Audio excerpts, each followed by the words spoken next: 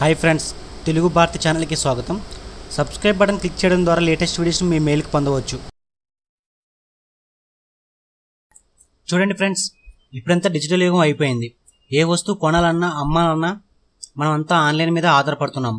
ఈ మధ్యకాలంలో లెక్కలేనని e commerce website పుట్టుకొచ్చాయి.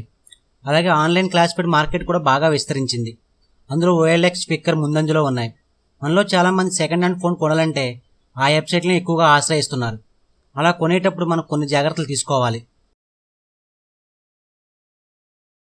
ఆన్లైన్ క్లాసిఫైడ్స్ అనేవి మధ్యవర్తిగా మాత్రమే ఉంటాయి. మనం ఫోన్ ఎవరికి అమ్ముతున్నామో లేక ఎవరి దగ్గర కొంటున్నామో వారికి తెలియదు. ఆ వెబ్సైట్లు సెల్లర్కి మనకి మధ్యవర్తిగా మాత్రమే ఉంటాయి. మనం సెకండ్ హ్యాండ్లో మనకు కావాల్సిన ఫీచర్స్ ఉన్న మొబైల్ని తక్కువ ధరకు దొరుకుతుందని వెతుకుతూ ఉంటాం.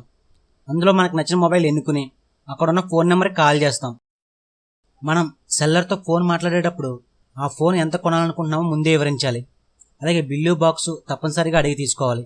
4-500 పెట్టుకునే ఫ్యూచర్ ఫోన్కి అయితే బిల్లు బాక్సు అవసరం లేదు, కానీ 4-5 పెట్టుకునే స్మార్ట్ ఫోన్ విషయంలో అవి తప్పనిసరి. అవి ఉంటేనే మనం సెల్లర్ నుంచి మొబైల్ కొంటేనే ఉత్తమం, ఎందుకంటే భవిష్యత్తులో ఎటువంటి సమస్య ఉండదు. అలాగే ఫోన్ కొనే ముందు అన్ని ఫీచర్స్ ఒకసారి చెక్ చేసుకోవాలి. టచ్ బాగుందా, కెమెరా క్లారిటీ ఎలా ఉంది, సెట్టింగ్స్లోకి వెళ్ళి అన్ని ఫీచర్స్ కరెక్ట్గా ఉన్నాయా లేవా, సరిగ్గా పనిచేస్తున్నాయా లేవా క్షుణ్ణంగా చెక్ చేసుకోవాలి.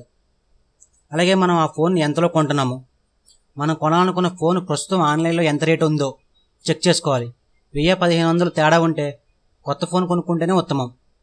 అలాగే ఫోన్ తీసుకునే ముందు ఆ మొబైల్ యొక్క వారంటీ కార్డు కూడా తప్పనిసరిగా తీసుకోవాలి. అలాగే ఫోన్ కొనే వ్యక్తి యొక్క ID ప్రూఫ్ కూడా తీసుకుంటే ఇంకా ఉత్తమం. ఇన్ని జాగ్రత్తలు తీసుకుని మనం సెకండ్ హ్యాండ్ మొబైల్ కొంటే భవిష్యత్తులో ఎటువంటి సమస్యలు కూడా రావు. ఈ వీడియో నచ్చితే లైక్ పెట్టండి, ఫేస్బుక్, గూగుల్ ప్లేలో షేర్ చేయండి. మీ విలువైన సూచనలు, సలహాలు కామెంట్ రూపంలో తెలియజేయండి. Thank you very much.